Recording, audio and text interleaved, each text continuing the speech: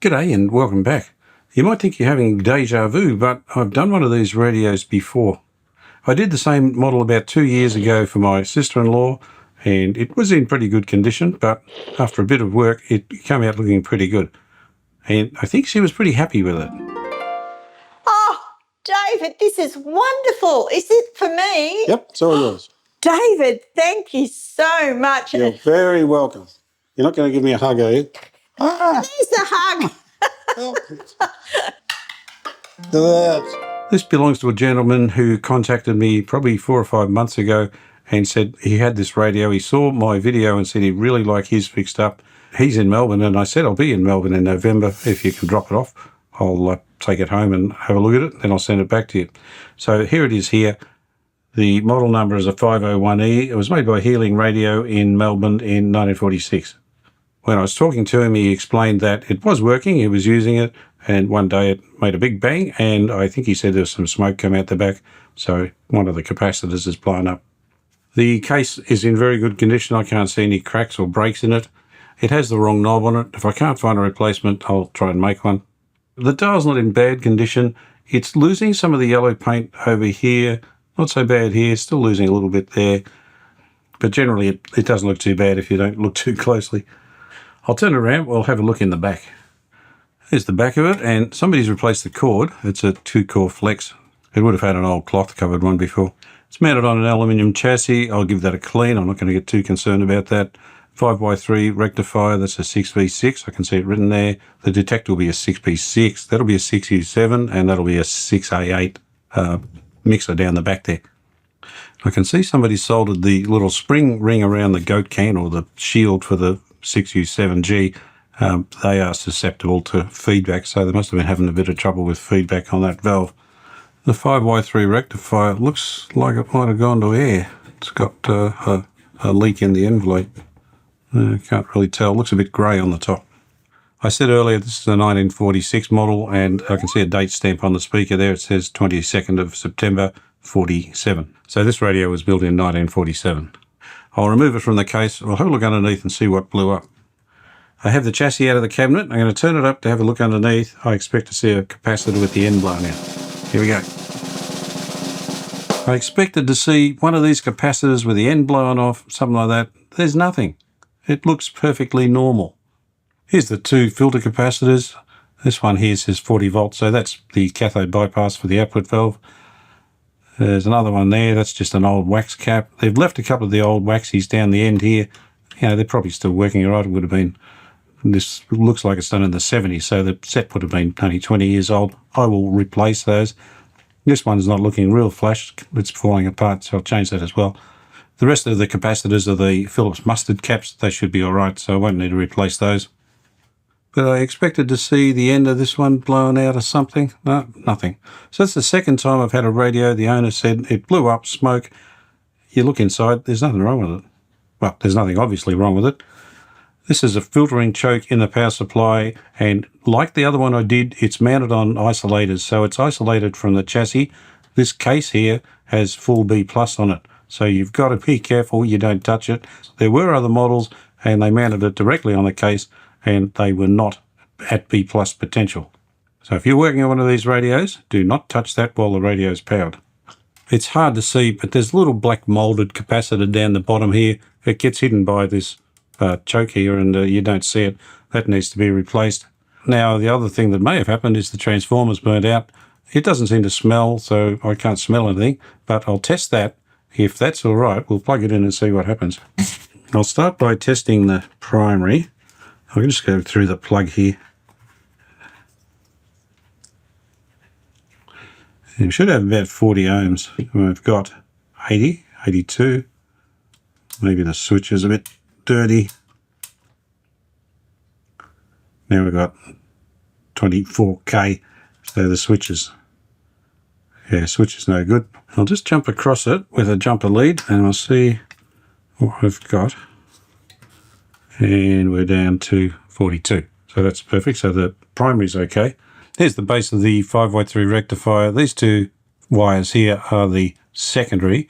So if I put my probe on there and ground it there, we should get something. 16 ohms. That doesn't sound right.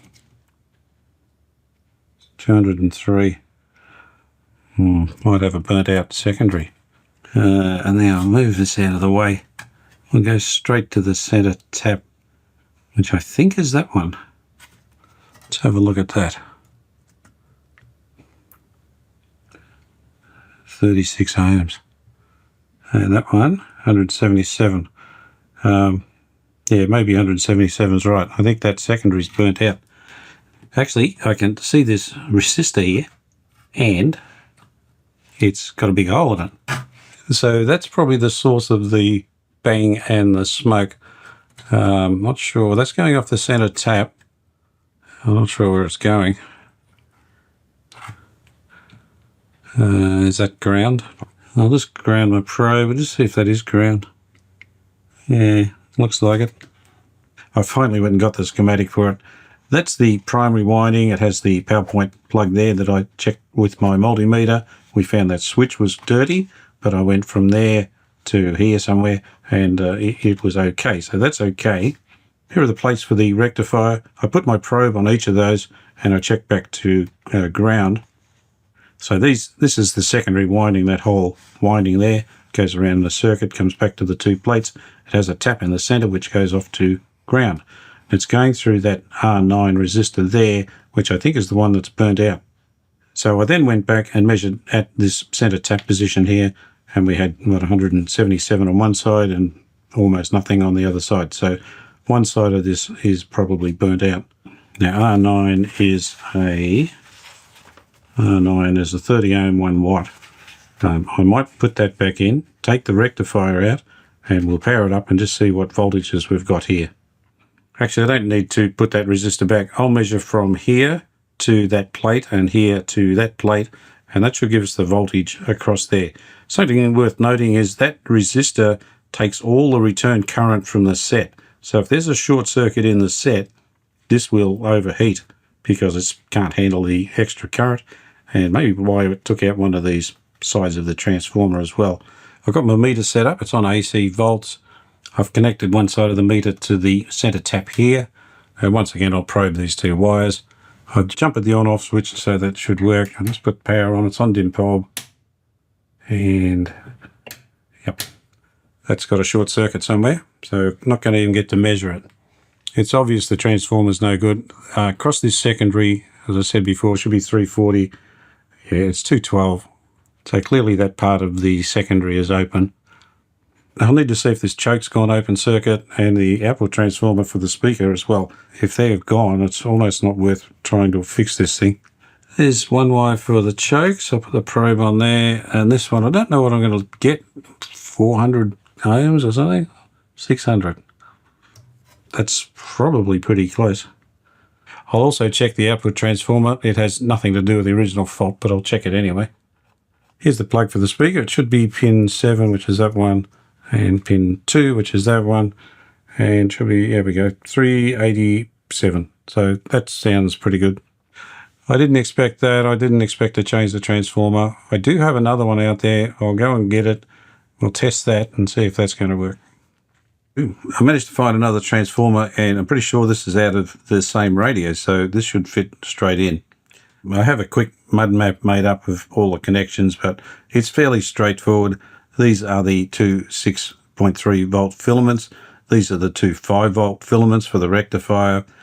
That's the common for the primary. Then that's 220, 240, 260, I guess, one way or another, be that way. 220, 240, 260. Over here is the secondary. There's the secondary there, which goes right across here. There's a center tap in the middle of it. I don't think that one's used. They're just using it as a grounding point. That tab isn't connected to anything in the transformer. And that one also is just a lug. It's not connected to anything. This one over here is for the dial lights, and it's probably a tapping from this 6.3 volt one here. So it'll be, maybe 5 volts or something like that, just to take the brightness off the dial lights. I'll just buzz it out quickly to make sure it is going to work, because I don't know. That should be the 220 one. That'll be pretty low, yeah, 28. This one will be slightly higher, 33, and this one will be higher again. This is the 260 volt tapping, so that's 36. So that seems the primary's okay. Here's the 6.3. That'll be almost a dead short. Yep. The 5 will also be a dead short, close to it. Yep. The center tap here. So this is the secondary. So this should be 480. So halfway will not be quite halfway. One will be higher, one will be lower. So say 240 and 250. So that's what, 490. The secondary is intact, the center tap's intact, primary's okay, the 6 volts okay, and the 5 volts okay. So I'll put my meter on AC volts, and I've got some power ready to go. I've got it plugged in, and I've put a couple of wires on here. If I put some power on, we should see maybe 4 or 5 watts. Oh, it's noisy. And we've got 4.5 watts, so that looks good. That's noisy because it hasn't got the bolts holding the laminations together, so it's vibrating.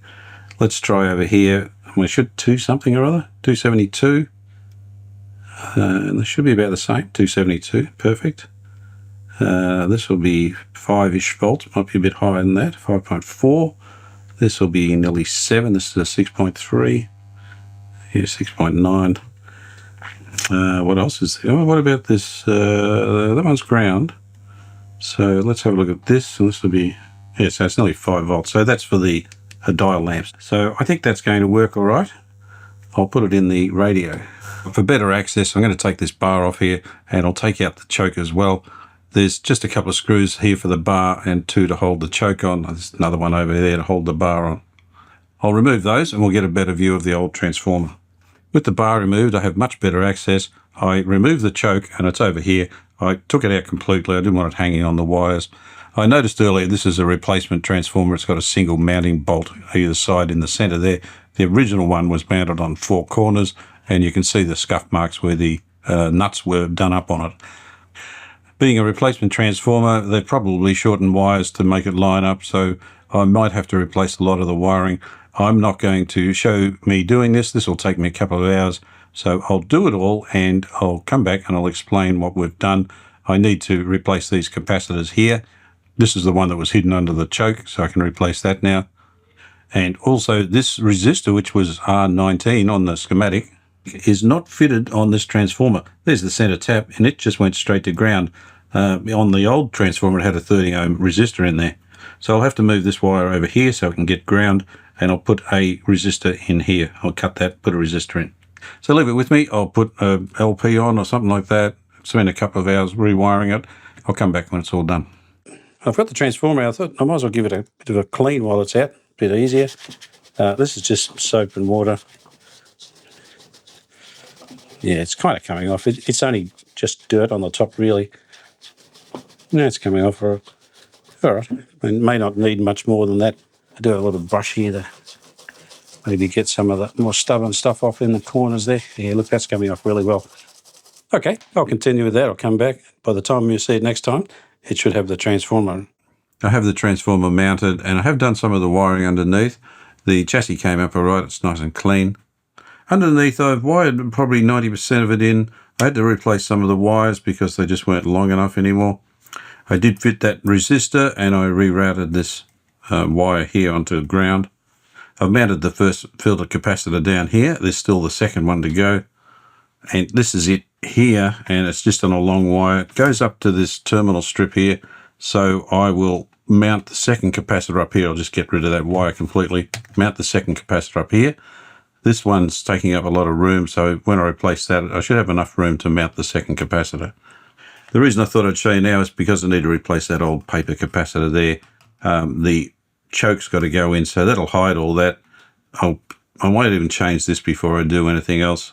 Also, I need to go and clean up this choke. It's very dirty, and it's got a head bandage on it there, holding it all together. So I'll take that off and wrap a bit of transformer paper around it. I'll change those few capacitors, put the choke back in, come back, and we might be in a position to power it up and see if the transplant's been successful.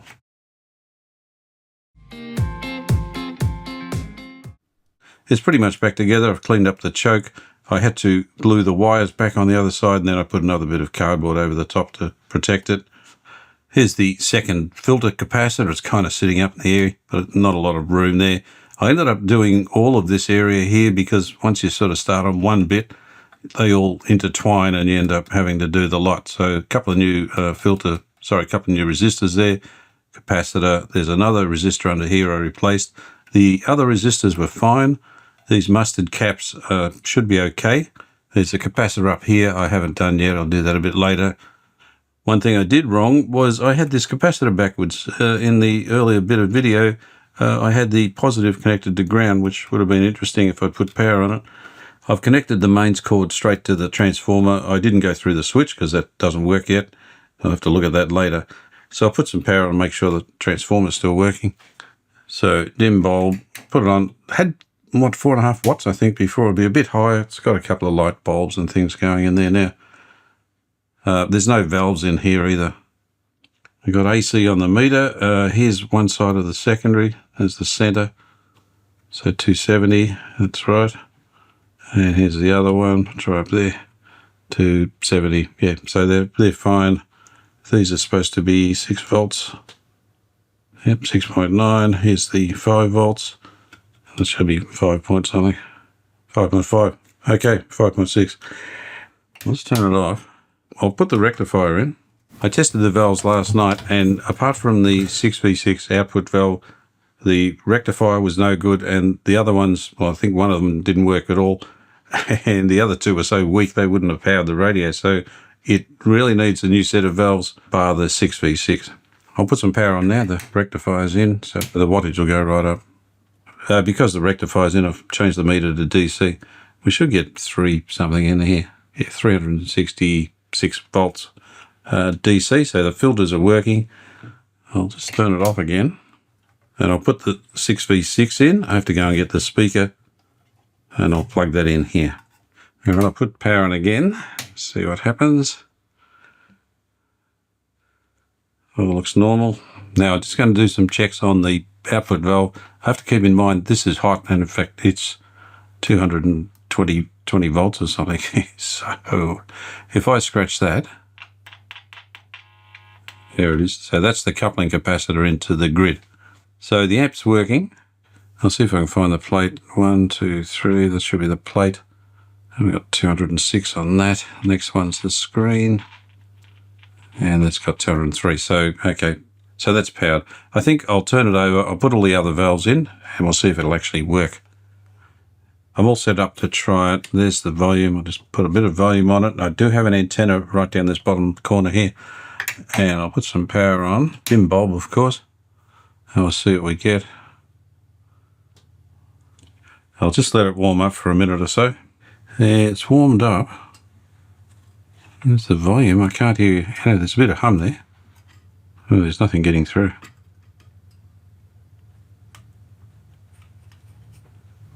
Nothing at all. Nothing there. I've got to say, that doesn't seem a lot. 32 watts. And it's come back to 200 volts, so maybe there's something wrong. I'm just looking around. I can see the filament there. I can see the filament there. I can't see it in that one. All right, I've taken the shield off that one and just put the power back on. See if I can see the filament. It's warming up and I can see the filament in there. That's not doing anything.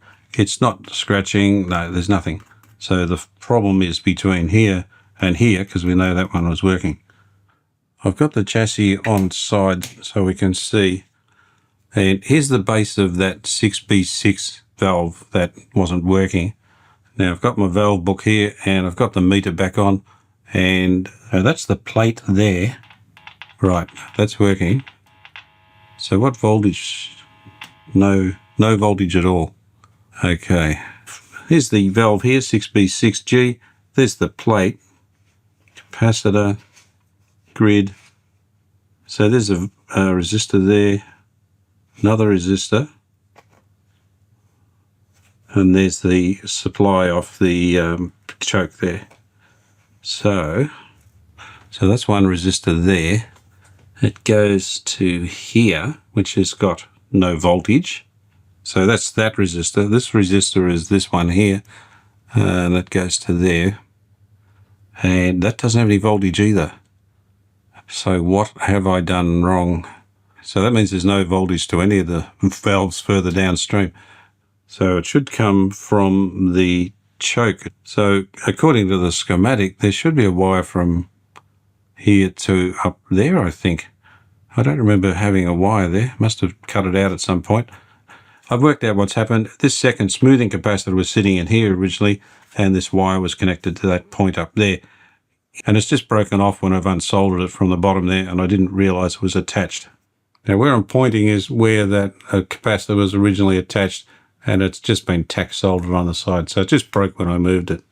I'll run a wire from the plate there up to this point here, and we'll turn it over and give it another try. I soldered a bit of wire in there, so I'll put it on and see what happens this time. Whoa. That sounds good.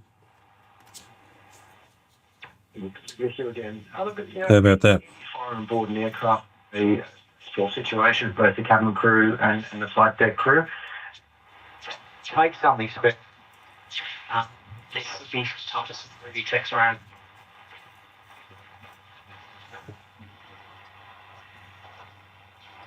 But Hiatus is a very nice series. She's got a good pedigree, and we're hopeful we can get it to one of the good. Yeah. That's, well, tonight, one. Quick word on, we did a lead in with you for Blackjack in the last zone. He had the one starters first up. It's right at the mark. Tone doesn't seem to be doing much, but a bit hard to tell with the speaker sitting out like that. So working.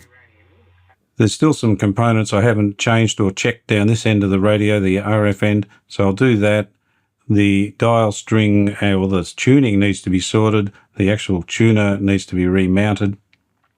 The on-off switch doesn't work. The volume seems okay. It's a bit scratchy, so that needs a bit of work too. So, yeah, a few things to do yet. I'll turn it over. I'll put the last bit of the components in. We'll come back and do some of the other things. I changed that last capacitor. I changed the resistor there. That was about 20% out. There's another one there. That was okay. Here's the casualty list, and yeah, it's taken a lot of parts just to get this working. I've checked everything else, and I'm happy with it. I'll just flip it over and make sure it still works. Thank you very much. See you, great man. Matt Renshaw there from the record-breaking Brisbane Heat. Your boys last night chasing down 258. All right, well, it's still working as I expected. The video's run long enough, and I was trying to do this all in one video, but I'm not going to make it, of course. I've sent the owner an email. I haven't received a reply yet, and I've said, look, it's going to cost more than what I estimated originally. I can only give an estimate initially, so I don't know if he wants to proceed with it. He may want me to take the transformer out and just clean it up, and he'll use it as a display. I haven't asked for much more, just enough to cover the transformer, so it should be okay. Anyway, we'll find out next time. I hope you enjoyed what we did today, and I hope you can join me for my next radio adventure.